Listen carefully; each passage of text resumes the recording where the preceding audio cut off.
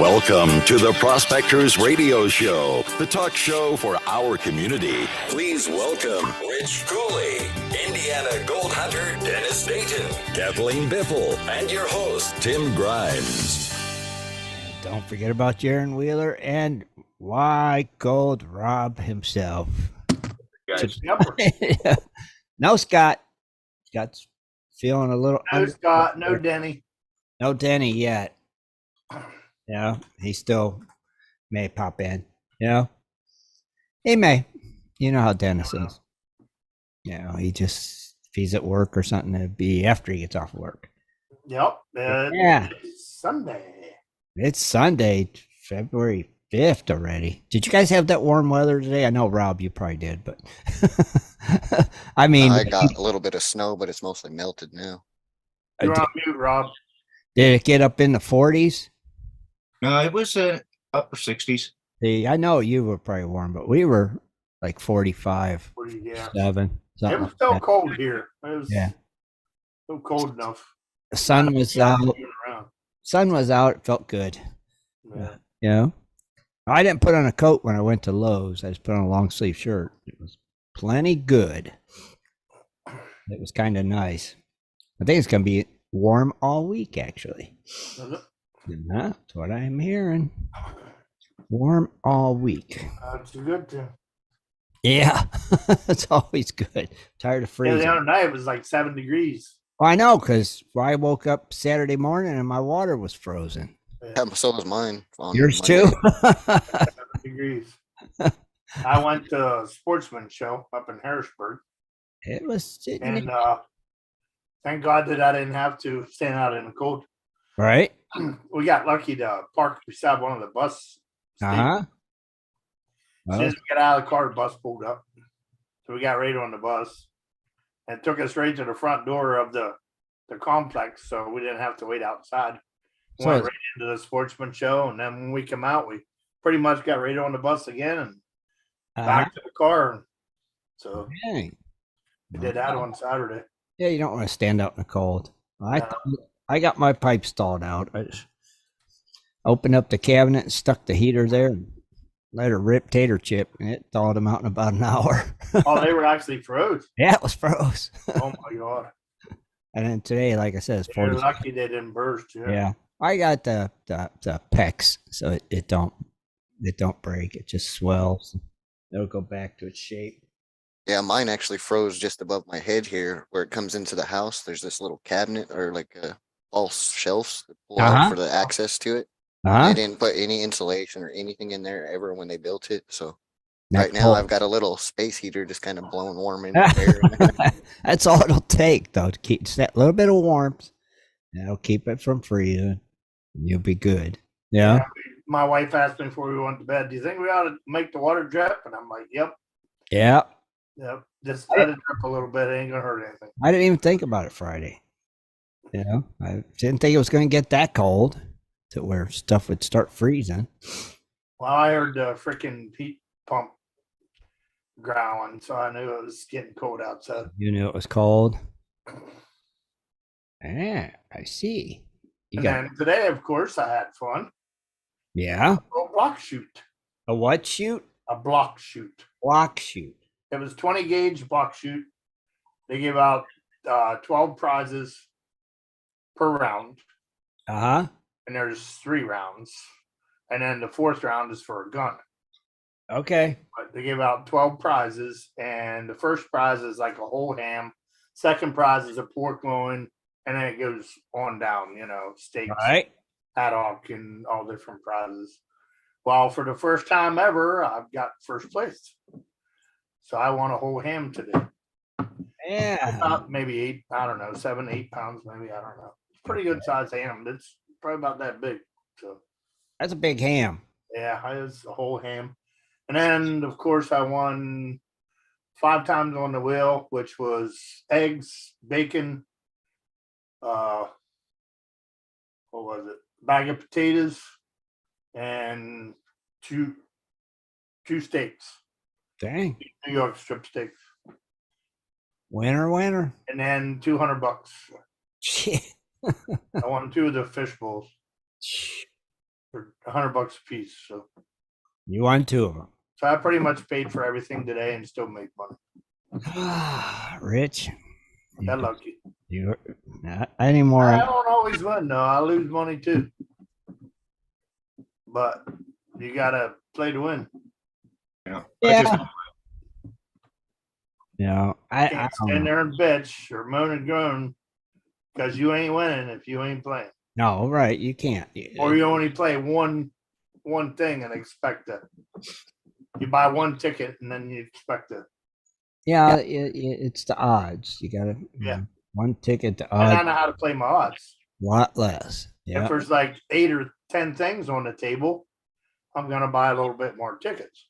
Right. If there's three things on the table, I'll spend maybe $2. Okay. I think you should start signing your tickets poor, Cooley, and see if you still win. Yeah. That's right. But if they have 8 or 10 things on the table, Uh-huh. I'm gonna get more tickets because you have a better chance to win.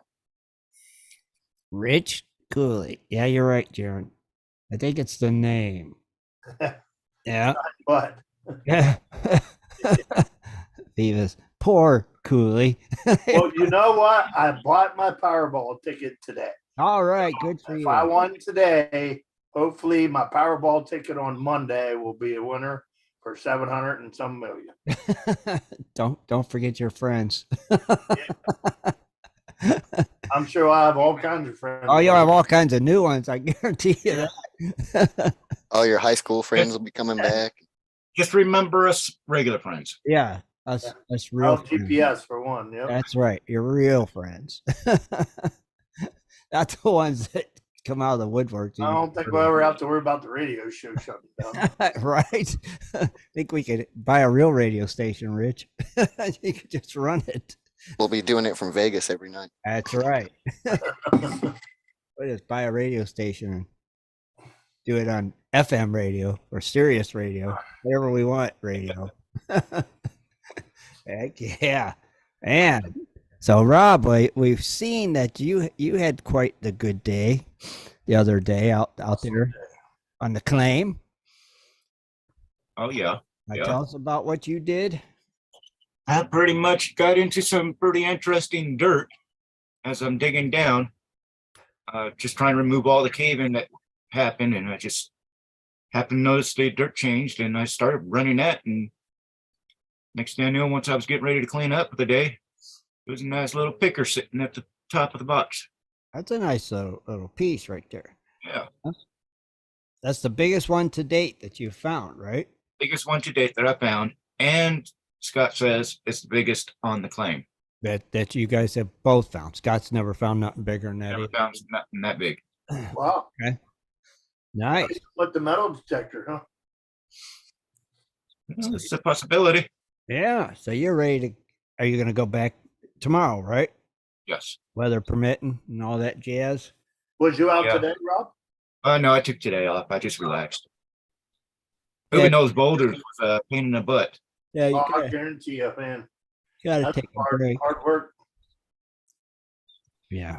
Looking at those videos and the pictures and stuff, it just hurts my back looking at it. I know. Not for me. I know. It's like, no. I know when I was in Idaho with Ken, and I was down in that hole moving them big rocks by myself. And I tell you what, at the end of the day, yeah, it kicked my butt. I don't want to do it 6 days a week. That's for sure. Yeah. Yeah. And I only did it for like, I don't know, 6 hours a day because it was cold. You had to wait till it warmed up to get in the water, and then you get out of the water when it was freezing. So Right. So you think there might be a couple more lurking in that different dirt, Rob? Yep, there's a possibility. You could never tell. Yeah. Yeah. So is that what you're going to shoot for tomorrow, that different dirt?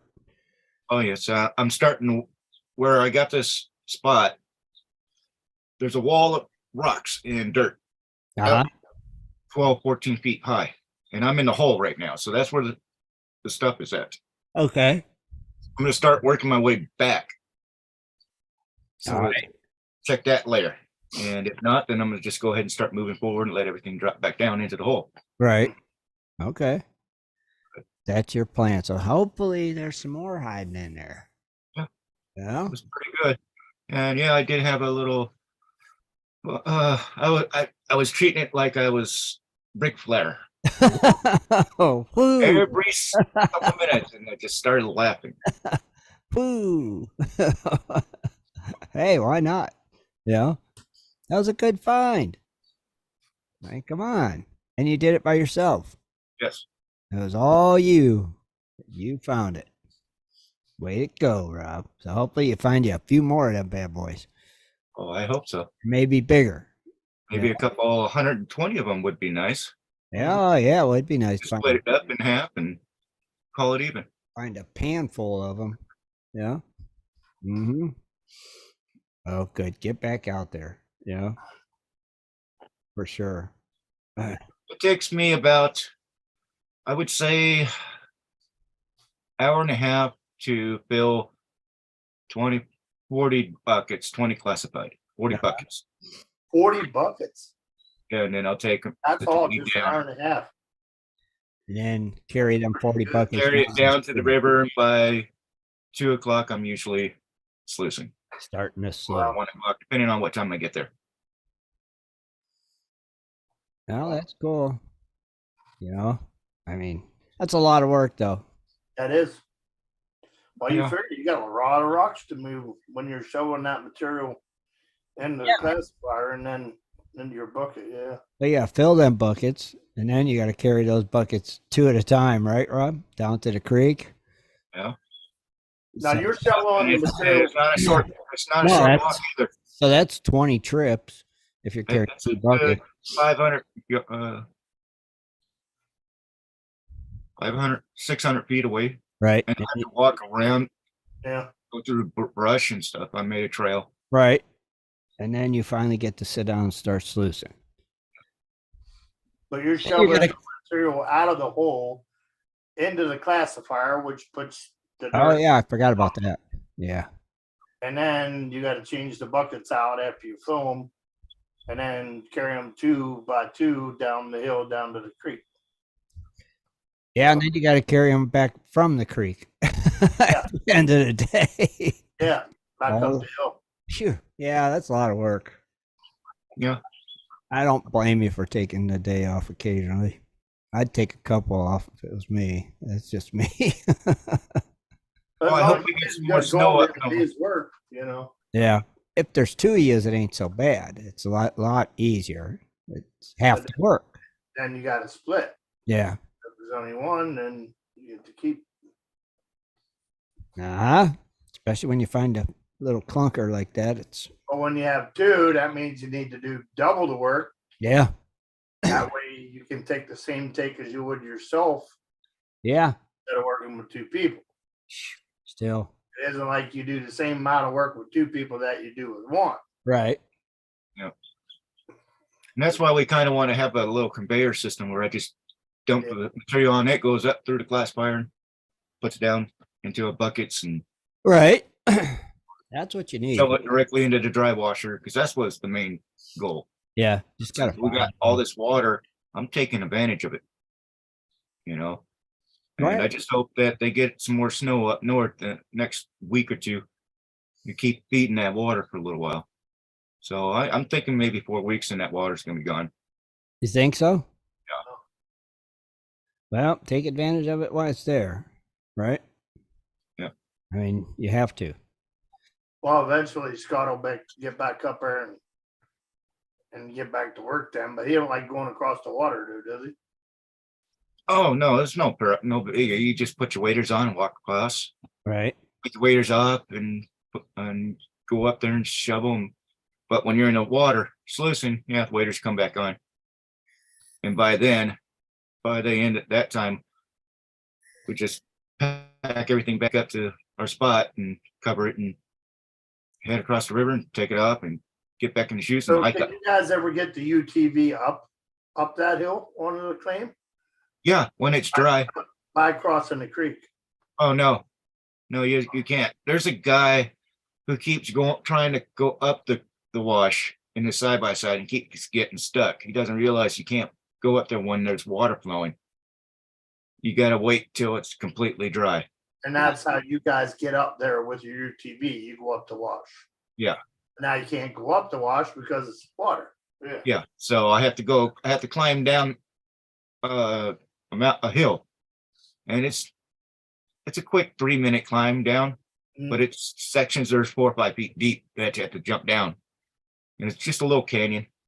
It would be cool if you could drive the UTV down there. Or you could just put the buckets in it and head down there. Yeah, that would be sweet. Make your life a lot easier. Shoot from the top to the bottom. Yeah. That material in. Yeah, right. A chute. Dump the material from the bucket down the chute. It drops it down on the ground. Then you take it there. You can work it from there to the stream. Right.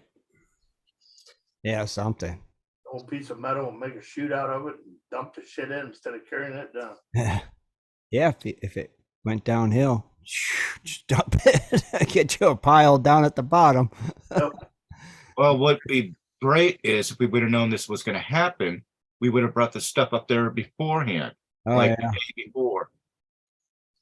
Right, but you don't. But normally when it rains, we take the motor home, and when the rains end, we wait 2-3 days to go back because you have to wait for the ground to dry. Right. There's no water flowing. So this year they had so much snow up in the higher elevation. That's what's feeding it. Got it.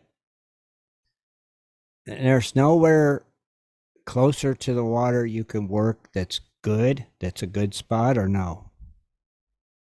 Where you're not so far away from the water? Oh, this is all coming up from Prescott, way up north. So it's just hard for me to believe that there isn't any gold in that stream with that being a wash. I know. I would think there is. I don't know, but right there, you probably tried it in Prospectors. Yeah. I mean, you would know. So. I've never lived or prospected down there. Yeah. I honestly do not know. It would be interesting. I would dredge it. I mean, that water's got to come from somewhere. I would dredge it just to see. That's bringing stuff down. So. Well, what would you dredge it, Rich? I would. Oh, I would. I would throw my dredge right in there and dredge it just to see. Until it proved to me that it would. Right, until I seen that there wasn't none in it. Exactly. And then I'd say, okay, I guess there's really none in here. Maybe they did already, and that's why they're not doing it. So, Right. But I tend to think, like you, that water washes through gold-bearing areas on its way, and it deposits gold all over the place. Gotta go somewhere. Just my thinking. Okay. Yeah. Well, on this climb right now, we have workings from the old timers. Mm-hmm. They're not down on ground level. They're way up high. Mm-hmm. So the water was up there at one time, and over time it just eroded everything down, and the horseshoe just grew and grew. Okay. So all the old gold is where we're going at. There's probably new gold, right? The material is today. Yeah, I think, right? I don't know. Yeah. It's one of them things. Just don't know. Till you. I don't have a dredge, right. And you need a small one. You just like a backpack dredge where you could just bounce around and hit different spots and dredge away, for a few hours and see what happens. That's what would be cool if you could.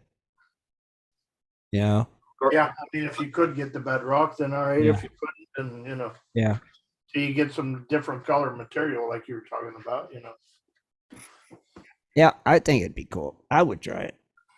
If I lived down there, I'd definitely be trying to dredge it. Oh, there are people that are dredging up further up. Is there? But they usually have more water than we do. Right. During this time of year. This same time last year, we were in the rainy seasons and we were getting out maybe once or twice a week. Right. And there's no water there, so there was no reason to have a dredge set up. This year there is, but like I said, if we would have known it was going to be like that, we would have brought everything there and then tried to maybe test dredge in certain areas. Yeah, I don't think it hurt.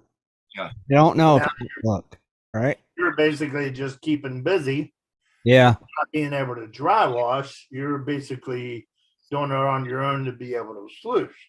Yep. So you're still being productive with your time, and of course, you're still trying to get gold instead of sitting on your keister and Yeah. Yeah. I mean, this year you said, screw it. I'm taking advantage of that water. Yeah. I'm going in. And it took me a little while with some help with the guys in GPS to help me remind me how my box needs to be set up. Right. The basic thing, and I didn't really get to see the video as and to see how it was, but what always sticks on my mind when you're sluicing is you always want that V. Yeah. You always want that water to that V. And if you see that, it's set right. All right. Just a classic thing that goes in your head that when you set it up, you always got to make sure that you have that V, because that means you got water flow that's going through there. And then you just have to deal with your pitch depending on what it is.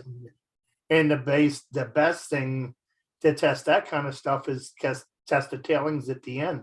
Yeah. Run some through it just to check to make sure that you're not losing anything. And if you are, then you're at too much of a pitch.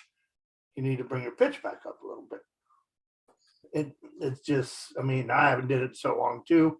I'd probably just be the same way. You know what I mean? Oh, probably. That stuff just sticks in your head.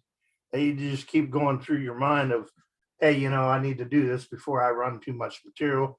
Run 1 5-gallon bucket through and then do a test. Yeah. Just to make sure you're not losing stuff out the front, That's been if a you while. are, adjust. But yeah, it's been a while since running a sluice. Been a while for me, I'll guarantee you. Oh yeah, me too. Definitely been a while. But they're reliable. Yeah. In your situation, Rob, it's perfect. Yeah. Yeah. It is. And you got an advantage because your material is already classified to quarter. Yeah. So you've got no big rocks in there. It's gonna defect you at all. Yeah, you just as soon as that dirt hits that sluice, poof. It's gonna come straight down through it, and it's gonna do what it needs to do to separate everything from it. Yeah. And if it's gold, it's heavy, it's gonna drop. If it's sinkers or lead, it's gonna drop. Everything's just gonna wash right out. So very cool. Better made by getting everything classified. Classified's the key. That's the thing. Yep. Heck yeah, buddy. It might be backbreaking and a pain in the butt, but it's all worth it at the end. Sure. That's why I'm always, Ken drilled that in my head, classification's the key, any kind of gold recovery. But when I have people here at the house teaching them too, and they're like, well, why do you have all these classifiers? And it's like, well, let me show you. This is why it's important. Because you're either gold that size or nothing. That's what you got to understand. When you're doing the bigger parts of it, and you got all these pebbles, rocks, and all this, if you got gold, you're going to have gold that size. Everything else is just going to fall out. And that's when you get down your classifications, that's the thing. You're going to have gold or nothing, until you get down to the fine stuff. Then you're going to have your black sand and your stuff like that. But a majority of the other stuff, as long as it's classified, you're going to have straight gold. I mean, now you get your classification right, you're going to have gold. Everything else is going to fall out of that freaking pan. I mean, yeah, if you've done your job right. Now, the day you found that nugget, Rob, how was the rest of your cleanup for that day? Was it pretty good? I haven't cleaned it up. I got so it might be like amazing. Put it in a bucket. I got like 3-4 buckets sitting out there that I need to run, but I know which one's a which. Right. So it might be. And definitely mark your buckets. Yeah. Mark your buckets. Back of the hole, front of the hole, left of the hole, right of the hole, whatever. That way, once you hit that bucket and you do a clean out, I mean, you ain't got to do a full clean out. You do a full clean out into a pan it out a little bit. You got to look at it. Okay.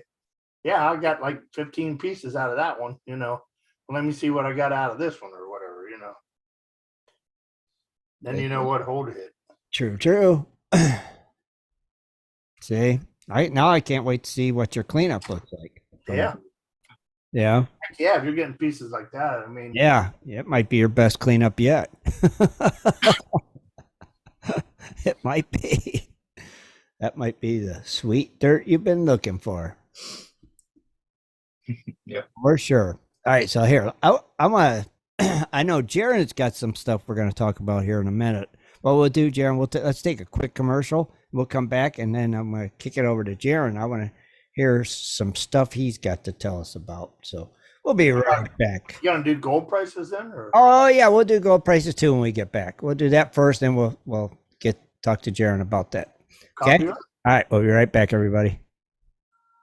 Do you like to mine for gold? Enjoy prospecting a nice crack in the bedrock? Enjoy getting outdoors to camp, fish, hunt, and hike on your public lands? You plan your trip, load the gear, grab the dog, put the family in the truck, and drive off to a locked gate. A sign says you cannot enter or access your own public lands. Mining claims and public land owned by we the people are being designated as off limits by our own government every single day. Are you concerned about the direction our government is going? Are you tired of seeing no access, no entry signs on your lands? We are, and we are fighting back. We are AMRA, America Mining Rights Association, the fastest growing small mining advocacy association in America. AMRA is a 501c3 not-for-profit formed by miners, hunters, off-roaders, retired military men and women to stop the insanity. AMRA was formed to educate, unite, and help the small miners and public land users on their rights given to us by God. Do you want access to great mining claims? For a small tax-deductible donation to their miners' legal fund, your family gains access to proven excellent mining claims across America for an entire year. AMRA challenges the USFS, BLM, EPA, and the other agencies intent upon stopping you from enjoying your own lands. You are who pays these people's wages. It is time they listen to us. We need to unite. And that is what AMRA is doing. As you sit here right now, thousands of acres of public lands are being closed, locked, and blocked from use by you. Are you fed up yet? Join us. Get in on this fight and let's restore America to what our families fought and died for. Freedom. Just visit AmericanMiningRights.com. AmericanMiningRights.com. Also, check us out on Facebook at American Mining Rights Association. AmericanMiningRights.com. In 1858, gold was discovered in the rivers of New Caledonia. This discovery would spark a massive gold rush. Today, the search for gold is much easier, yet still challenging with Dirt Hog Pay Dirt. At Dirt Hog, we pride ourselves on our gold and guaranteed gold amounts. Just visit DirtHogPayDirt.com today and buy yourself a bag of the best pay dirt concentrates on the market. Order with confidence in Canada and North America. DirtHogPayDirt.com, the best gold concentrates on the market, period. Also, be sure to check out our Honest Bonus program.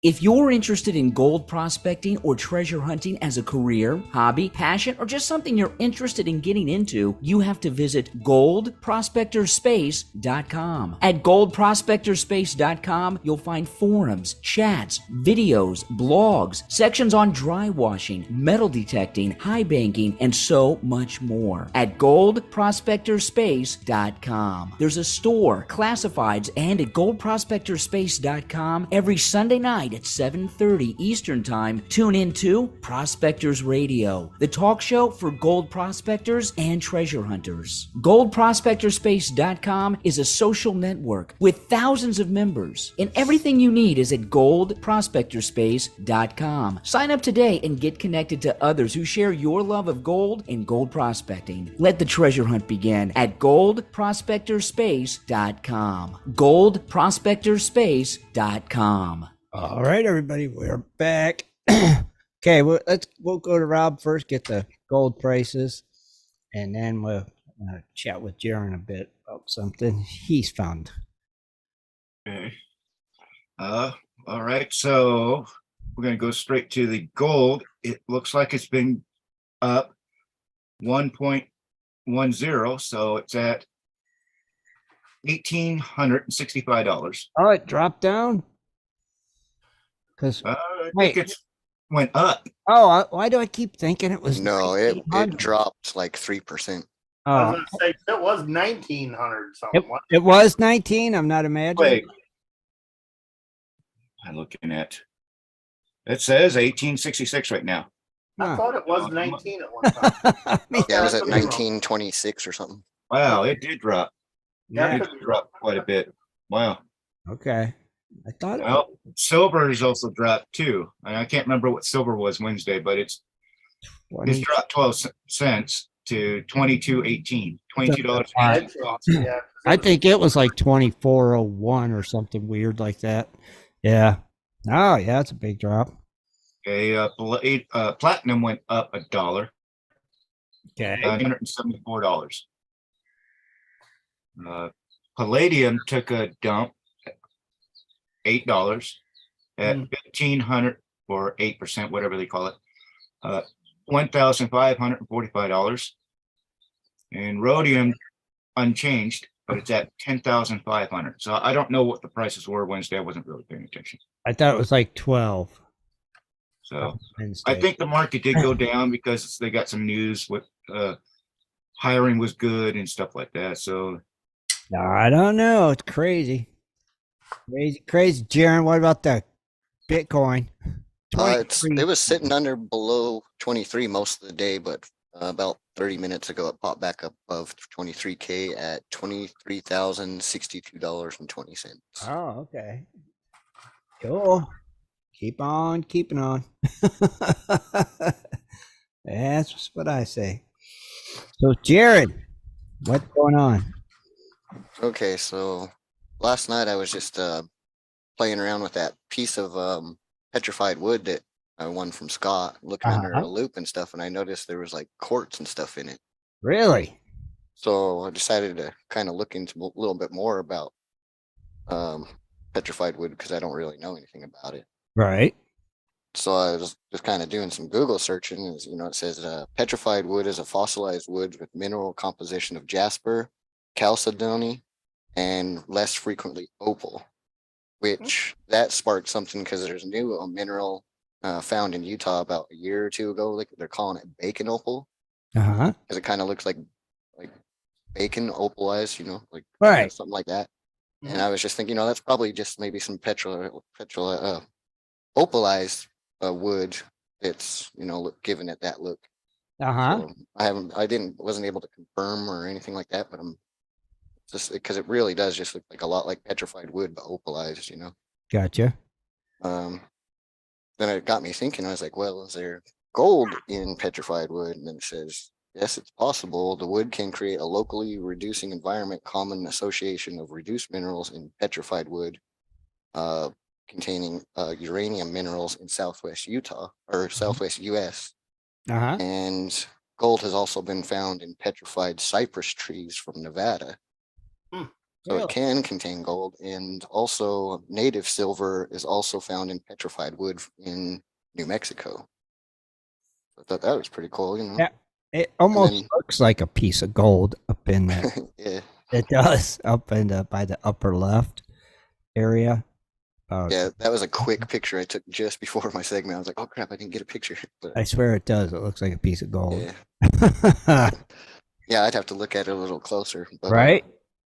And then another thing they were saying, another question that was asked is, what's the difference between petrified wood and fossilized wood? And there really isn't any difference. Petrified wood is just a type of fossilized wood.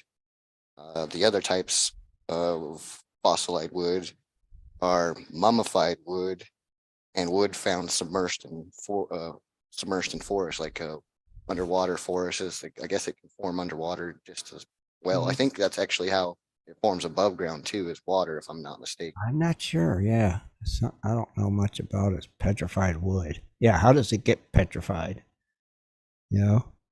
So that's the thing. There's a lot of shiny in that. What I'm seeing, shiny, shiny, shiny, shiny, shiny.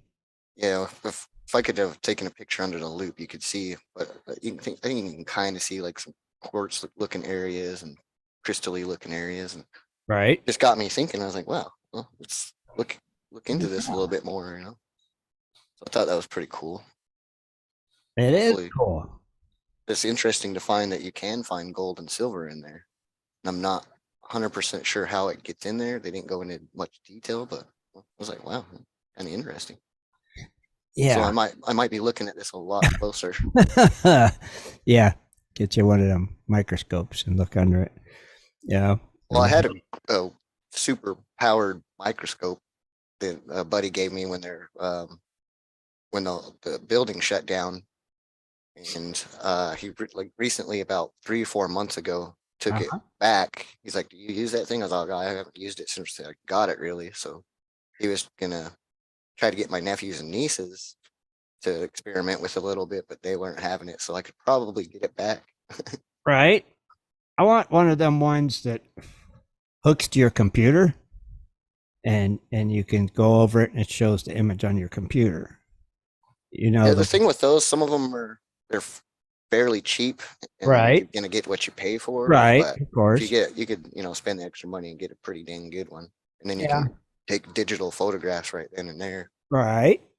But do you need a real good one for what we're looking for? I mean, we're not trying to find microscopic stuff, so we just want to see if it's there. Yeah, just for us visually, we're not trying to publish it in a magazine or anything. I would think we could go with the cheaper ones, and they're not. Like you said, I've seen some. They're not expensive at all. I almost got one once because it would be cool. It'd be easier to see than looking through a loop. You could just put it over there and it'd come up on your screen. You'd be, oh, yeah. Yeah, Jeff in YouTube says, I believe it petrifies only under certain humidity and other conditions. Yeah, I think it has something to do with moisture. I believe Rock Butcher or somebody kind of explained it at one time. I can't remember. That's how it petrifies. I don't know. It's different. I just don't get it. And one of the things, I didn't write it down, but they said it only takes up anywhere from as low as 7 to 36 years to actually form. I figured it was a lot longer than that. I see it because I thought wood rotted in water. I guess some don't. Is that it? I don't know. Dude, I don't know. But they said submerged forest, so that to me leads me to believe underwater. Right. Submerged. Well, yeah, if it's submerged, it's underwater. And maybe that was it was submerged at one point in time and then it dried out and gave it the conditions it needed. That could be a possibility as well. Maybe. See, I thought it always had to do with pressure. Like it had to be underground and it had the pressure of the earth and, like you said, maybe the moisture, and that caused it to be petrified. But up until last night, it was just in a paperweight on my desk. So and now I happened to pick it up look at it with the loop, and I was like, "Hey, bring it up on GPS." And now it's not a paperweight. Now it's more interesting, right, than just a piece of petrified wood. Still cool. I had fun finding out some stuff about it. I was like, oh, it's cool. I didn't know any of that until today or last night. Right? You always gotta look at it. I look at so much crap under the loop, I swear it. Yeah, I've been doing a little bit of cleaning up, and I just find a rock on a desk somewhere, and I'll just start looking at it. Grab the loop, start looking at it. It's like, ooh, I didn't know that was in there. And it goes back up on the shelf, on the table. Yeah, I got a couple over there I like looking at just to see. Keith says no oxygen underwater. Maybe that's something that neat. I don't know. I don't know. Me either. I'm not sure. And where did Scott find that at? Just out there in Arizona? Oh, I think he said he bought it somewhere. Oh, he bought it somewhere? That was another thing they were talking about. They didn't go into great detail, but it seems like for the most part, you're not really allowed to pick up petrified wood. It really depends on where you get it from, but yeah, I remember him saying something about that. Why can't you? In all honesty, why can't you? I mean, really, what's it? Why can't you pick up? I mean, the average person's not even going to know. They might just stare at the rock. Oh yeah. Well, they got that petrified forest out in New Mexico. So that's You can't take anything. All right, I could see that. But if you're walking along through the desert or something, you find a piece of petrified wood, it's like finders keepers. Like, what's going to happen to it if you leave it sit there? It's going to get covered with sand or something, and it's going to be gone forever. This way, more people can enjoy it. And David says no rotting, no air, which would be underwater, no air, no rotting. Okay. Ah. Yeah, see, I just don't get it. I still think you should be able to pick it up and take it. Just my opinion. Yeah. It's sitting there on the ground. Yep. Finders keepers. If I remember, I think Scott said it was in Colorado. The person got it from. Oh. Could have got it from a rock shop or something like that.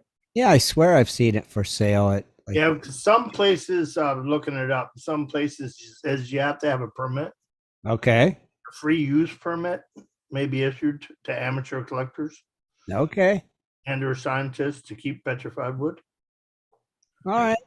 Well, that's. Well, maybe I was wrong in the location. John says it's the Petrified Forest National Park. It's in northeastern Arizona.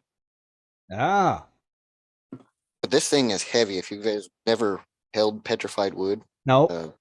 this got the blur on, but it's about, let's say, 11 inches long and maybe 3 inches in diameter. Uh-huh. Thing weighs like 6-7 pounds. What? Yeah. What the heck's inside of it?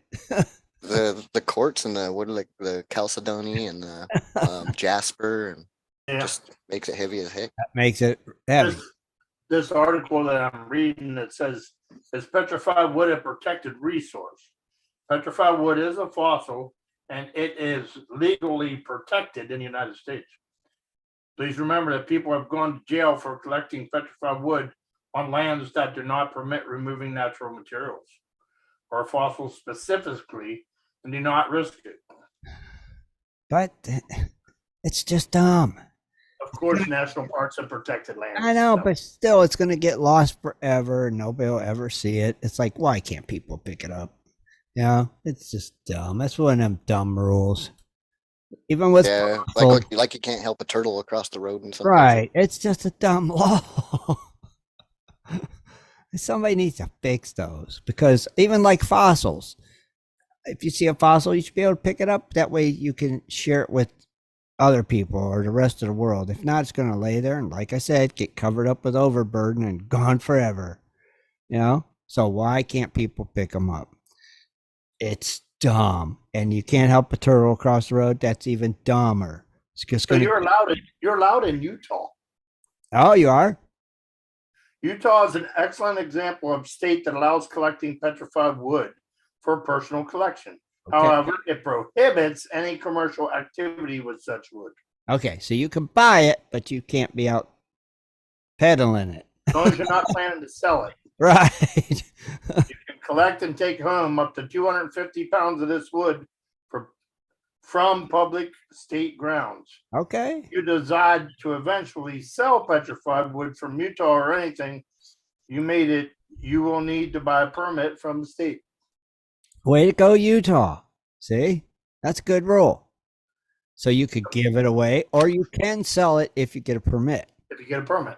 Right. There's just one problem: no petrified wood in Utah. There might be mountains of petrified wood in Utah. Just like there's no gold in Utah, right? That's right. There's no gold in There's Utah. petrified wood, just no gold. Right, sure.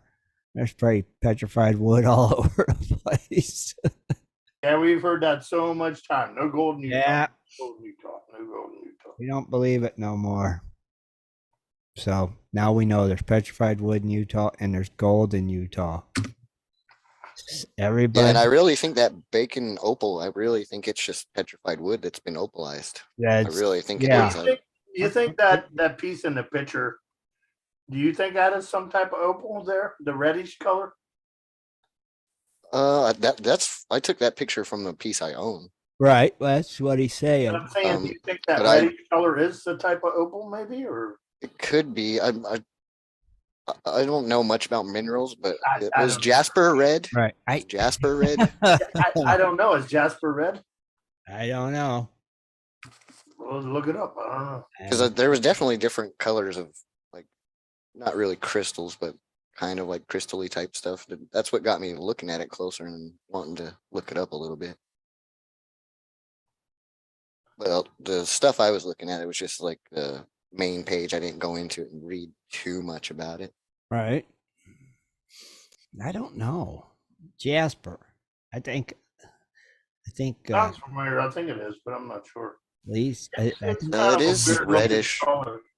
it is. It's reddish. It's like a reddish orangish color. That's Yeah. what, yeah, Lee Anderson said, yes, it is. It is red. Ray says Jasper comes in many colors. Yeah. I say Ray. Ray. All right, Rich, she's okay. Yeah, see, that's about the same color as that red in that picture of yours, Jared. Uh-huh. You need to get that sucker under a magnifying glass. I mean, a microscope. Dun, dun, dun.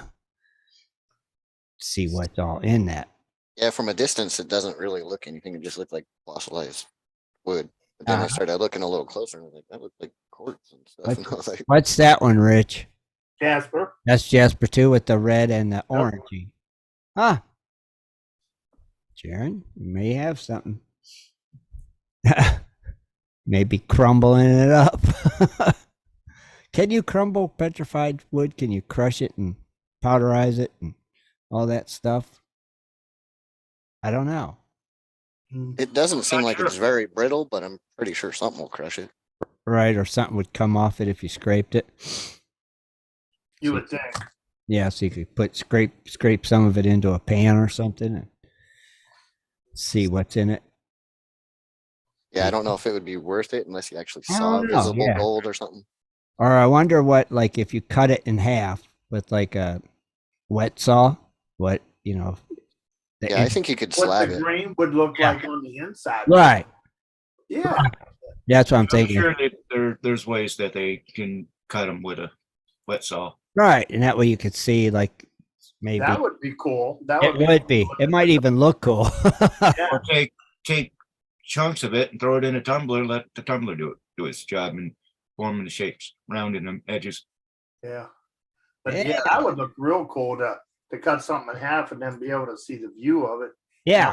You can actually see the layers of the Right. You can see the layers then. stone. Yeah. So that could be pretty cool. You do that. That would be pretty neat. Mm-hmm. You never know. It might look like that picture. With the It different layers. might. And then you could cut a piece off, like he said, put it in a tumbler, and Start tumbling it. maybe you make your own. Cool little Yeah, thingy.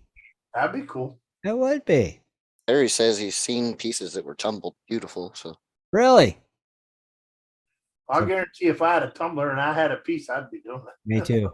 I'd be chopping I it. had a wet saw, I'd be cutting a piece off of it and seeing what it looks like. Yeah, Lawrence said it's a rock now. You can cut and polish it. So Yeah. basically.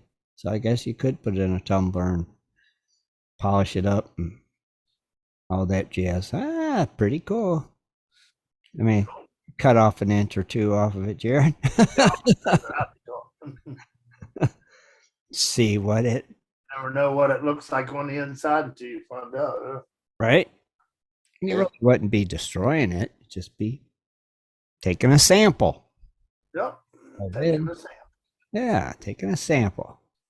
Heck yeah, but maybe one day, because like I said, until last night, it was just a paperweight. I think right. It was just holding stuff down, doing nothing, getting in the way. And then you decided to dig in deeper. Yeah, do some research. Yep, definitely. Very cool. Now, speaking of digging deeper, did you guys do your Gold Rush watch party? Yeah, we did. It's been kind of interesting. Oh, I did see the Reaper was up for sale for 15 grand. Wait, what? Yeah. The Kelly's the little Reaper. a little one is it's for sale for 15 grand. Is Brian gonna buy it? I thought thought that's what it was, wasn't it, Jaron? 15 grand? Yeah. Yeah, I thought I seen that. I wasn't sure. Unless they fat fingered the number. Yeah. Seems awful cheap. I wonder why they're selling it. I mean, right? What else he's got going on? I haven't watched, so I don't know. Does he got a new boat? Does he got a different boat? They got a barge with it. They got a barge now? Yeah, with the excavator on it. Really? Yeah. Yeah, we're trying to get their the excavator. His name's James. We're trying to get him on as a guest. He was supposed to be tonight, but he ended up having to work the night shift. So we were shooting for the 12th or the 26th, I believe it is. Right. Like that. So yeah, maybe we can find out. Was it really for sale for 15 grand? Right? Wow. Gee, so did you watch that the Gold Lies and videotape? No, the one that was before. It was like Outback Gold thingy. It was kind of almost like a mine rescue, but it was in Australia. Did you watch that? No. Oh, okay. Okay, that was on before it. That's on Fridays? It was on Friday, yeah. Yep. I woke up, I seen it was on, and I watched some of it. And then I catch the midnight gold rush after I wake up. And I started watching some of that and I fell asleep again. I didn't make it to Gold Lies and videotapes. Did you guys do the watch party on that? Yeah. And I don't know about it. I mean, what? Come on, man. Can't remember. I think we're on episode 4, but I think episode 3, they kind of defamed the guy's nature, Doc Haas. Right. He was known for being a little bit shady. He was an actual literal snakes oil salesman. And oh, really? Okay. So, I don't know. The cavern does exist, but one of the questions I was asking that last Friday was, everybody's seen this, the gold bars and everything. Some of them say they have some, but nobody can produce one to show anybody. It's like, well, yeah, what's going on here? Right. If you got one, you should be able to produce one to show people this is what it was. And the military allowed a bunch of people that had no rights to claim it or anything come on there, and they had their own special guy. Nobody found anything, but they wanted, in order for them to allow anybody to continue operations, all they had to do was produce some of the treasure. Right. It's like, so why didn't somebody just say, here? Yeah. Why did they have to go back into the cavern if they've already extracted something? Just show something. I don't understand why you would have left it anyway to begin with. I did. That's the part I didn't get. I don't see. I don't know. I watched one episode and I was like, no. If I had uncovered a hole full of gold bars, half of them are going out with me, or as many as I could carry. You're not gonna. I just don't see leaving them. You got to take 2, right? Yeah, you think. I mean, a lot more than that before I even told anybody. I'd take a lot before I even told one. Oh, right. Person. I'd have been making multiple trips, and then I would have told somebody when it was empty. And not until then. No, I probably still wouldn't have told nobody, because then the government would have been involved in it. So yeah, I don't know. And another thing we've been watching. I don't know if you guys know who Matt Hospodar is on YouTube. His channel is the Prospecting Geologist. Geologist. Yeah. He's in Ken's neck of the woods. At least on this video, I don't know, like probably not right now, but because it's winter, but I think this was last season. He's out in Ken's neck of the woods, dredging out there with a couple guys and doing test holes, and been watching that every Friday because he does a premiere. We don't watch the premiere; we watch it after it uploads. But we've been watching that also on Friday. All right, yeah, we had him as a guest on the show. Yeah, we had him as a guest here, and then I was following him for a while. I forget where he lived, like Virginia area or something, and then he was supposed to move to Pennsylvania. I don't know if he ever did or not. Right? Yeah. I'm not sure either. Yeah, I can't remember. But From what I understood, I thought he was supposed to move to PA, and then that's the last thing that I heard. But he's still prospecting down in Virginia and stuff. And then I heard he did go out to Idaho. huh. So you guys are watching that too? Yeah, they just introduced a keen 6-inch, which you're not allowed to have there. They got it necked down to a 5. Okay. Okay. And you guys were watching them punch holes with that. And yeah, basically. And did you guys do a panning party too? No, we haven't. Well, like I was telling you in pregame, on Friday, Ray was panning some my pan for gold. Had found that big old nugget and dropped it in the pan, and we couldn't hear it. We're like, what? Because he's got some kind of filter on his mic and couldn't hear it drop. Right. Like, right. We had Rob do it too, and we couldn't hear Rob's. It was like, feather gold must be. So Ray found a big old nugget, huh? How big was Ray's? Oh, he weighed it. I can't remember. He'll probably say something in the chat. Yeah, he might. Now, let's see. I want to say like 1.3 or something. Okay, that's good size. Rob, did you weigh yours yet, bud, or no? Oh, not yet. But here we go. I don't know if you guys can see that. There it is. Yep. I can see it plain as day. I can see it. Heck yeah, buddy. Oh yeah. See, still now I can't hear it this time, but I heard it earlier when you were shaking it. Oh, okay. He said 0.8 grams. Okay, that's still pretty big. I think it's probably going to be about 0.2, 0.3. Think. You got a scale there, right, Rob, at the house? Or I'm sure he has one. I left mine at home in San Diego by accident. Right. That's what I mean. You got one that you can weigh it later, tomorrow or whenever. Yeah, let us know what it weighed. But I think you're gonna find more anyway. So usually on Fridays we watch Brian's video, but he didn't put one up on Friday this time. Brian's? Yeah, Brian Wilder. Speaking of, he just jumped into the YouTube chat. He's on the phone, can't type much, he says. Oh. So I wonder if he knows if the Kelly's dredge is for sale for 15 grand. And is he gonna buy it and start his own thing? I think Brian should. Maybe that's who he's on the phone with. He's like, oh, I gotta call him. That's right. I'm just get this deal set in stone. Brian could own his own dredge on the Bering Sea. Be pretty cool. All right? That's what he needs to do. What are you looking up, Rich? What's that? I thought you was looking something up again. No. No, I had a message I had to answer. Oh. Yeah, Ray said 0.8 grams. That's still a nice one. Very, very nice. So Ray was doing a pan-in party and you guys were doing a watch party. Brian says, I don't think Brian wants it. He says it's a POS.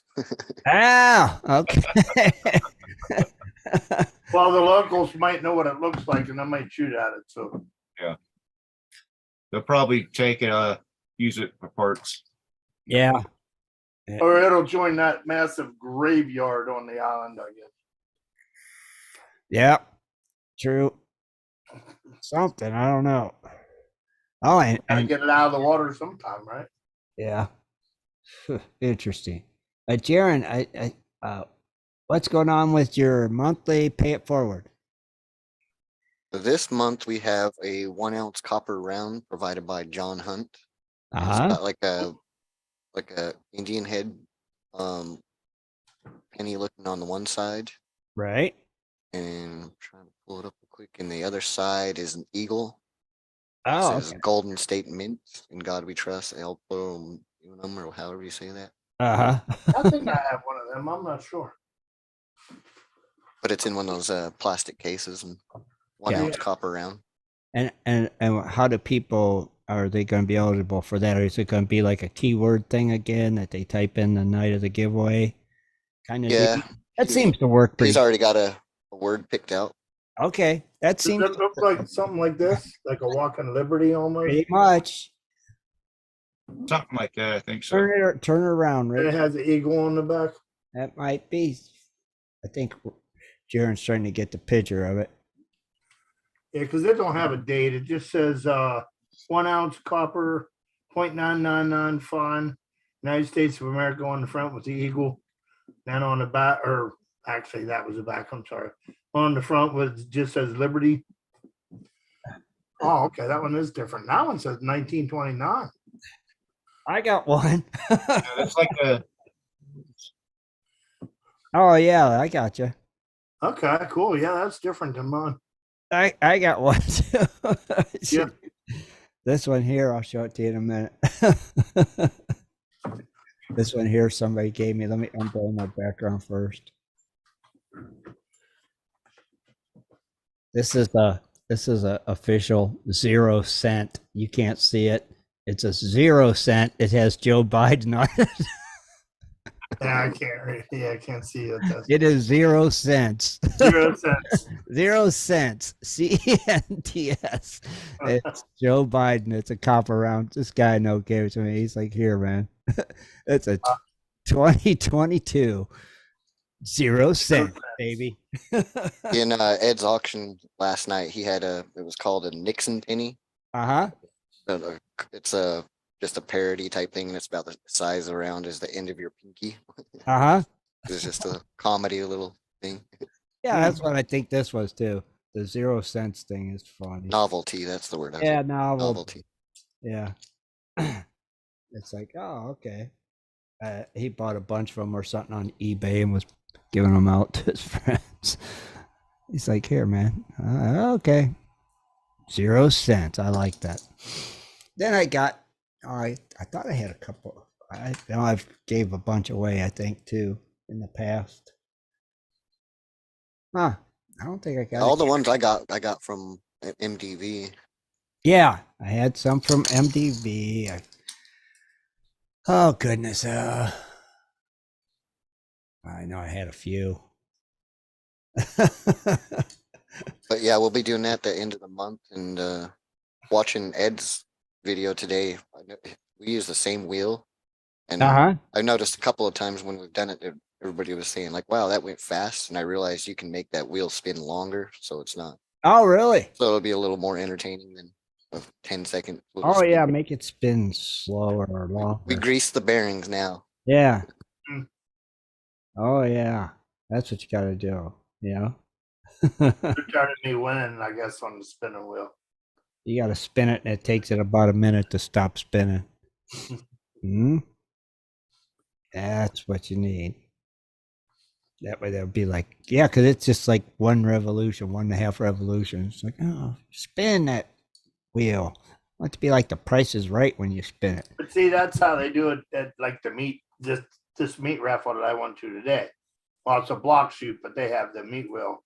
But they have one of the computers just like, oh, okay. Basically like, Darren and them has, but it had the numbers on it, and it's on the TV screen, and all they do is hit it, and it spins it, and whatever number stops on it brings that number up and highlights it. And yeah, that's. And if you have that number on your ticket, then you go up and pick the meat off the table and pick your meat. You get 2 numbers on 1 ticket for $1. You can pick your meat that way. You can pick whatever meat you want. Whatever's on the table. Good. Pick your meat. Pick your meat. Don't pick somebody else's meat. Pick your meat. But today they had with some other specials, which I didn't do, but they had a whole box of meat, which had probably 10 or 15 items in, and you paid $5 for a ticket. Okay.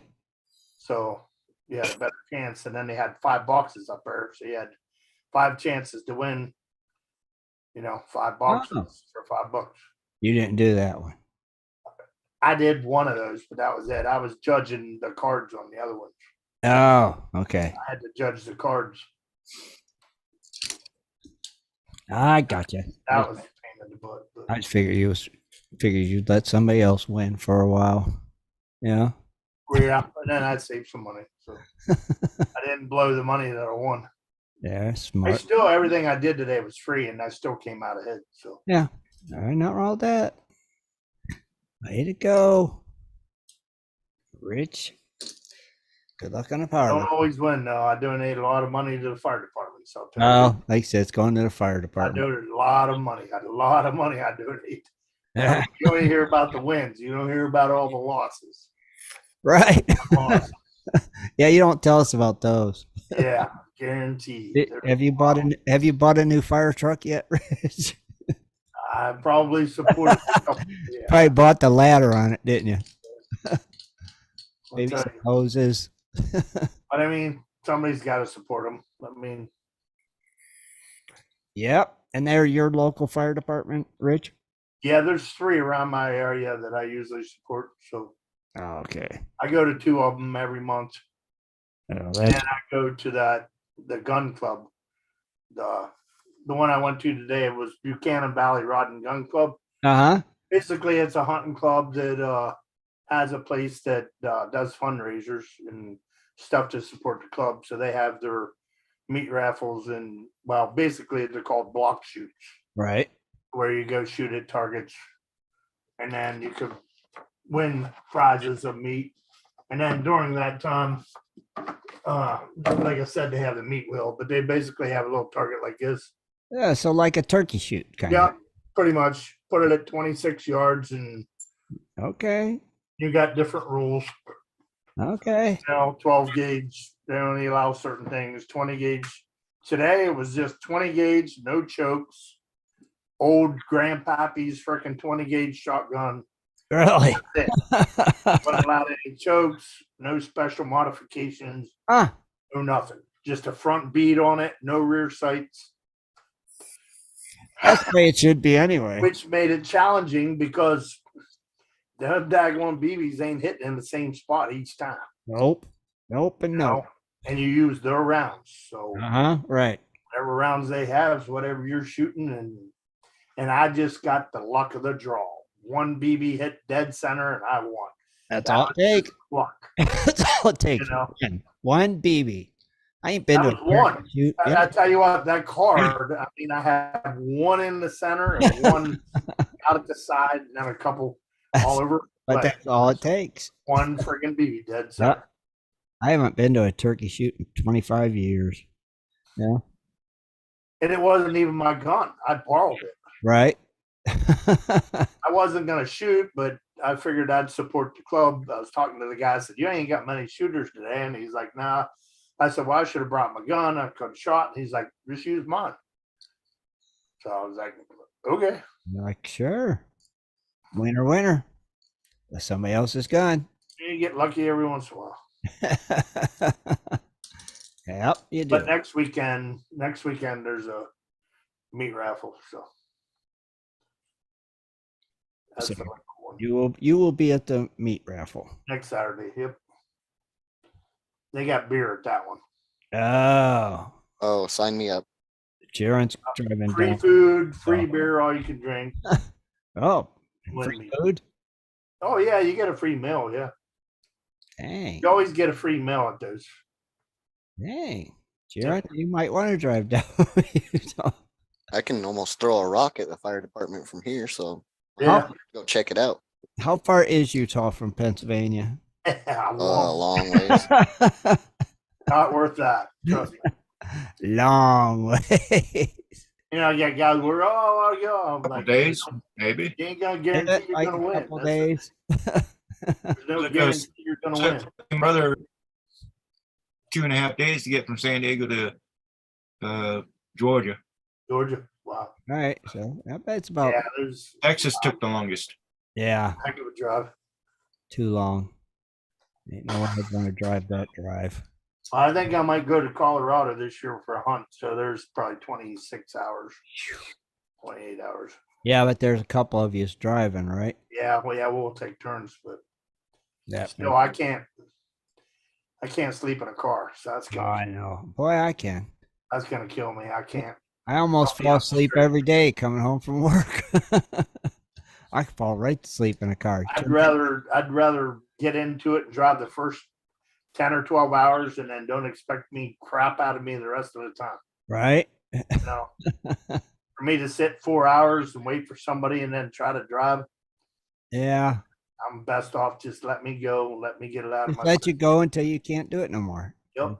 And you know, and then you go, okay, I need to switch with somebody who wants to take over. Who's next? Because Yeah. when we drove to Texas, man, I was the last one to drive, and everybody put their hours in, and it was so tough for me. Oh yeah. I couldn't sleep, but I'm trying to stay awake. And, oh man. Okay, so 31 hours to get to Pennsylvania from Utah. Not bad. Not bad. 100,000 miles. If you want to do it straight through, yeah, go sleep at the rest stop or something like that. Yeah. But 2 days. Yeah, Yep. definitely. Yeah. I see Where's Ken posted a picture of what Rob and Swifty need out there on their claim. Mm. Yeah.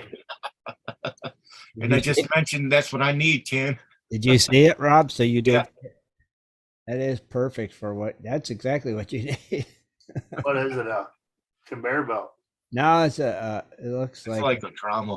yeah. Oh, That's what it looks like, a trommel, yeah, with a small excavator. Grizzly bars and Yeah. That's all you need. Man, oh man, oh man. Could you move some dirt with that? Mm. And if you had that, then you could get Freddie Dodge out there and he could come and tweak it for you. Yeah. And I was watching something the other day, and they had this scoop that went in and scooped some up, and then it spun. oh yeah, I seen that before. And all the dirt fell down on the ground, and all the big rocks stayed in it, and then Yeah. getting separated. And you can lift the material up, and it's pretty much classified. I've seen that. That's pretty cool, though. That is. That's pretty wild. I mean, imagine what you could do with that. Yeah, you can move a lot of material with that sucker out here. It's, Probably get a dump truck load out of that. oh yeah, Yeah, that's not that big. It's a pretty nice size. yeah. It don't look. Pull it behind a truck, little pickup truck. Yeah. Like Yeah, a Ford F-350 or something like that. Yeah. I mean, that's about the perfect size for you. And it looks like it's got a nice boom on it, nice long reach. So that would be perfection. That is just what you guys need out there. You could cut you a road down to the creek if you had that. Yeah. That is it. So yeah, if anybody has if any wishes were ideas, fishes. just let people know. And That what, Rich? I said, if anybody has any idea for guests, just let us know. And Okay. I know Jaron and everybody else is working on getting guests for the show, which is Yeah. great. So Oh, that thing. The thing, right? John posted looks pretty cool too. Rich, you ain't in the chat. You can't see it, can you? No. That's interesting. I got to get on the phone.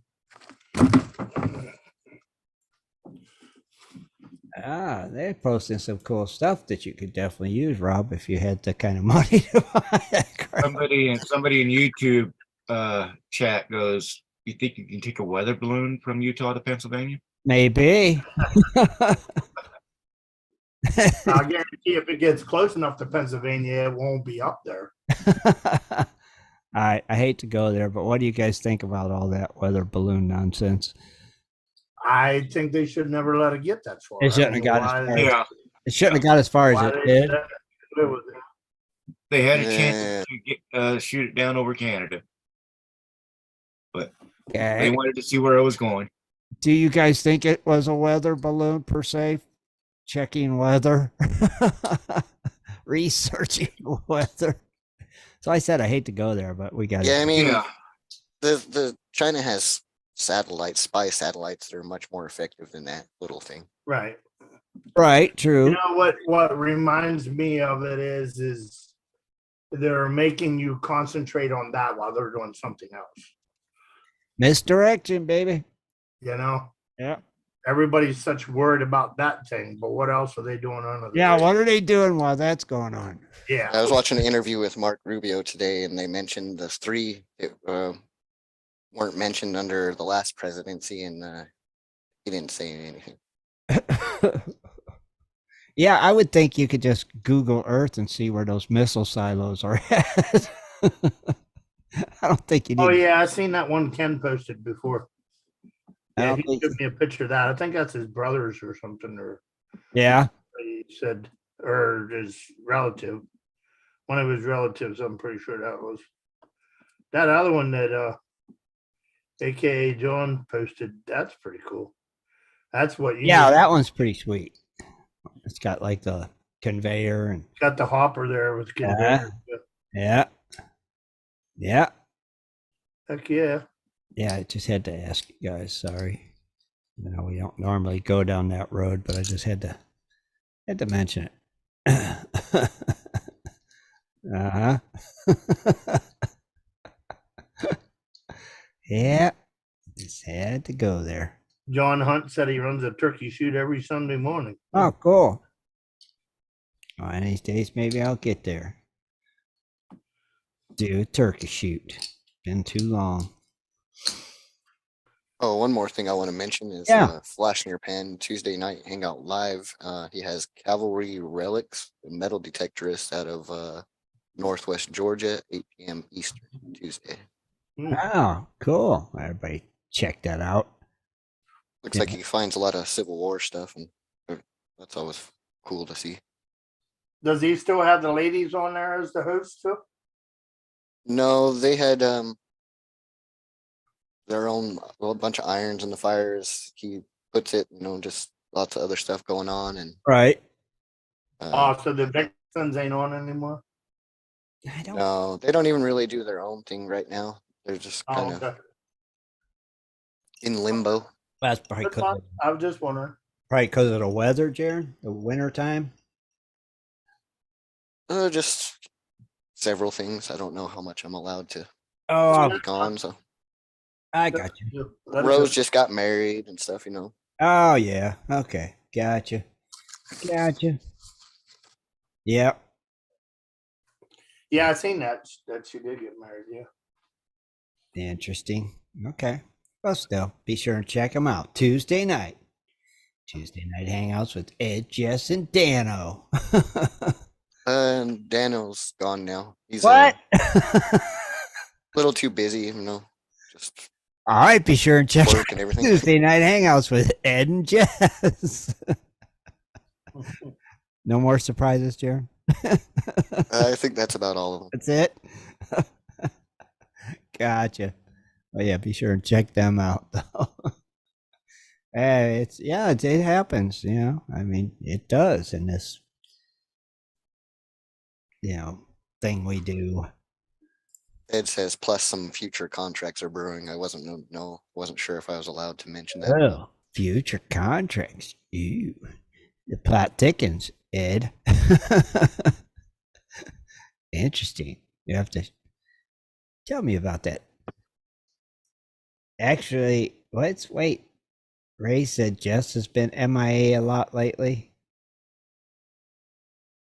See, I am never able to catch it. Well, Jess's wife just recently retired, and Jess has already been retired, so. Yeah, so you're doing some traveling. Hopefully. I don't blame him. Yeah. Nope. Ain't either. I can't wait. Get out while you can, man. I mean, yeah, if you can retire. Life's too short. Gotta retire. I can retire. I'm retiring. Me too, Rich. I'm gonna try to enjoy it. As long as good Lord keeps me alive long enough. Right. If I live long enough to retire. Yeah. I mean. Exactly. I got 5 years if I retire at 65. Yeah, I'm going at 60. I got 5 more years. 60. I can't. I'm going at 60. I want to live, man. I can't retire yet. Yeah, I got to. No, I'm gonna wait I'm gonna go at 65. That'll put me 26 years for the government. That's good enough for me. Oh yeah, you're set. If I had that, I definitely would have retired at 60. But I'd have a lot more if it wasn't for our wonderful president. Right. I lost a lot on my 401k. Yeah, you did. Yeah. Yep. And yeah. So it's like, a little longer. I'll never retire, probably. Can't afford to retire. I got about 20 more years to go. Probably. I can retire when I'm 80. Too old to enjoy it. Yeah. That's probably what it'll be, Rob. You're right. Definitely. So let's see. What else is going on out there? What am I forgetting? Any local events? Huh? Oh, that's right. I did see some events. Let me hop on over here to the main page so I can see them. Thanks, Rich, for reminding me. Well, I was in the site. I was trying to get there, but Actually, course, I'm not computer savvy. I hate. Oh, we actually have a few. All right. February 18th and 19th, we have the AMRA public outing at Jackass Flat in Morristown, Arizona. So let me see. I'll get you a little more information on that. Maybe I won't. Oh, there we go. Yes, all right. It is AMRA is having another fun, exciting outing, free and open to the public. Bring your family and friends. If you're prospecting or curious, let us know and we will teach you how to find gold in the desert. You keep all the gold you find. Free camping at Jackass Flat. Friendly dry camping property or just visit for the day. So that's the one that you're supposedly. Yeah, I see Hammer's starting to have more of that. Yeah, so that's the one. Oh, they have a Saturday night barbecue tickets, best miners dinner ever. Let me see. Oh, lots of good things. Metal detecting hunt on Saturday costs $25 for an entry. We have coins and prizes. Metal detecting hunt starts at noon on Saturday. They also have a common operation dig on site. Entry is $25. So yeah, pretty cool. If you want to camp, you got to get a permit from the Arizona State Land Department for $15 for an individual and $20 for a family.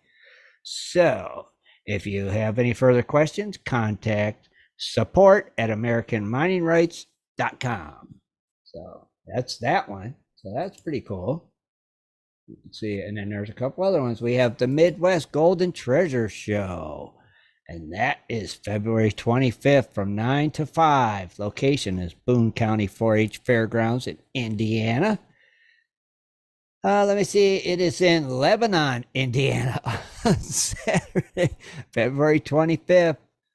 Let's see. So be sure and check that out. Thomas says more details will be coming out soon. Still haven't seen them. Okay. Let's see what else we got. We've got I'm gonna screw this name up. Let me get it loaded. It is the Wasatch Gem. Wasatch. You were just waiting to jump on me on that one, though. Well, you said "war," and I was like, "Is he trying to say what I think he's trying to say?" The Wasatch Gem Society Gem and Mineral and Fossil Show. There you go, Jaron. Take your petrified wood there. And that is April 14th from 8 to 8. Sorry. That's okay. The location is the USU Bastion Agricultural Center, 2100 West, 11400 South Jordan, Utah. Yeah, Utah addresses are weird to me. But yeah, be sure and check that out. That one was posted by Matt Hayes. Thanks, Matt, for posting that. So that is what days? That the 14th, 15th, and the 16th is what it looks like. So that's pretty cool. So actually 3 events of interest. So you guys might want to check them out. And the Quartzite Gold Show, February 10th through 13th. That's from Randy, you said? Why? Rob? Yeah, Grumpy. He put it in the YouTube chat. Oh, okay. So I believe he's going there because he's going to go up there and then come back down and visit us. So that's not a GPA Gold Show, though. No, that's probably a local. Oh, a local club's Gold Show? Yeah. Okay. I know in Pennsylvania on May 19th, the 21st, the dirt digging group usually has an outing. That's the one I went to like last year or the year before. Right. On that stuff from Gettysburg and stuff. Yep. Oh yeah, that's right. They're having that. It's called a DDPA spring outing that they have every year. Uh-huh. And so keep that in mind. I forget where it's at in Pennsylvania. I'll let you know here sometime. That's what I was looking through trying to find where they were having it at. Okay. But all right. That's May 19th through the 21st. All right. That's cool. Another event. See? Few events. Let's see. Randy says Q&A. I don't know what that means. I have no answers. Got questions. So maybe we'll find out more about this quartzite gold show, and we get that. Tell everybody about it before it happens, because that's coming up next weekend, right? Is that next weekend, the 10th and 13th? Yes, because today's the 5th. So it's going to be Friday, Saturday, Sunday. Okay. That's next week. All right. Gotcha. And then the 14th is a very special day. It's my parents' 50th anniversary. On the 14th? Yes. Happy anniversary. Happy anniversary. And I also seen that Ray's birthday's coming up. I thought he just had a birthday. Ray's birthday is the 27th of this month. So we got that too. Also, we have Kayla Johansson from Whitewater on the 19th, Sunday. Oh, that's the 19th. Nice. That's going to be interesting. Looking forward to talking to her. We ain't never had nobody on from that show. She's going to be the first one from Whitewater. Oh, wait, we did have Fred, but he was on Gold Rush back then. So not the same. Ray is going to be 60 years old. Welcome to my world, Ray. The 60 Club. The nifty 60. That's what we are, Ray. So anything else I'm forgetting? Not that I can think of. Rich? Nope. Rob? Nope. All right. I think on that note, let's just go ahead and wrap it up then. Okay. We want to thank everybody for tuning in tonight. And okay, I was reading the chat. Sorry.